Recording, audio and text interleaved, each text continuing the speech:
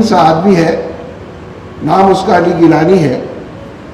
کہ شیروانی اگر اس کی اتار دیں اور ٹوپی اس کی ہٹا دیں تو آواز آ رہی ہے، تصویر نہیں آ رہی، تصویر آ رہی ہے، آواز نہیں آ رہی والا منظر ہو جائے گا، پتہ ہی نہیں چلے گا کہ یہ کہاں سے آواز آ تو رہی ہے، آواز آتی ہے۔ وہ تو ٹوپی اور شیروانی کی وجہ سے وہ نظر آتا ہے، دکھائی دیتا ہے، ورنہ اتنا باریک اور مہینہ،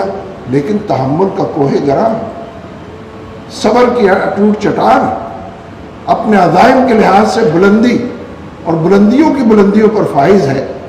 محض اللہ پر ایمان کی وجہ سے، نبی برحق صلی اللہ علیہ وسلم ان کے مشن کی نمبرداری کی وجہ سے۔ افغانوں کا یہی معاملہ ہے کہ اس لیے منظر نامہ جیسا کچھ بھی منفی کسی کو ادھر ادھر نظر آتا ہو، اور واقعی کواکب کچھ نظر آتے ہیں، کچھ والا عنوان کیوں انہیں دور تک سجایا جاتا ہو، لیکن یہ حقیقت ہے کہ جو جہادی تحریکیں ہیں، جو غلبہ دین کی تحریکیں ہیں، جو اسلامی تحریکیں ہیں، چھوٹے بڑے تمام دائروں کے اندر انہوں نے غلغلہ پیدا کیا ہے، جذبہ لوگوں کو دیا ہے، اعتماد سے لوگوں کو سرشار کیا ہے، چلنے اور بڑھنے کے لیے، قدموں کو ملا کر چلنے کے لیے، اپنی صفوں کو متحد، یہ منظر نامہ بھی پیرلل موجود ہے، متوازی موجود ہے، اور غلبہ دین کے لیے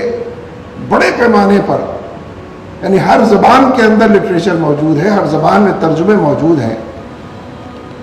لیکن ضرورت واقعی اس امر کی ہے کہ جس کو پولیٹیکل اسلام کہہ کر لوگوں کو خوفزدہ کرتے ہیں، ہم تو یہ اصطلاح نہیں استعمال کرتے، ہم تو قرآن و سنت کی اصطلاح استعمال کرتے ہیں اور غلبہ دین کی اصطلاح استعمال کرتے ہیں، ان حوالوں کو مضبوط تر بنانے کے لیے۔ میں ایک واقعہ اس حوالے سے ضرور سنانا چاہتا ہوں، مشن کے حوالے سے۔ یعنی ویسے تو نبی صلی اللہ علیہ وسلم کی پوری زندگی لقد کان لکم فی رسول اللہ اسوۃ حسنہ کھلی کتاب کی طرح چلتی پھرتی، سارے جزیات کے ساتھ 1400 سال گزرنے کے باوجود موجود ہے، نظر آتی ہے، دکھائی دیتی ہے، آپ اس کو چھو سکتے ہیں، دیکھ سکتے ہیں، سن سکتے ہیں، دل و دماغ کی دنیا میں محسوس کر سکتے ہیں۔ لیکن نبی صلی اللہ علیہ وسلم نے جہاں جہاں جا بجا اپنے مشن کو بیان فرمایا ہے۔ واقعات میں آتا ہے کہ نبی اکرم صلی اللہ علیہ وسلم ایک سفر سے واپس لوٹے، حضرت فاطمہ رضی اللہ تعالیٰ عنہ نے بڑھ کر دروازہ کھولا، آپ کی پیشانی کو بوسہ دیا اور آپ کو لے کر بیٹھ گئیں اور آپ کا سر دھونے لگے، تاکہ نبی اکرم صلی اللہ علیہ وسلم کو یہ احساس ہوا کہ جیسے فاطمہ رو رہی ہیں۔ آپ اٹھ کر بیٹھ گئے اور پوچھا فاطمہ کیوں روتی ہے؟ اب یہاں ایک لمحے کے لیے ٹھہر کر یہ بات عرض کرنا چاہتا ہوں،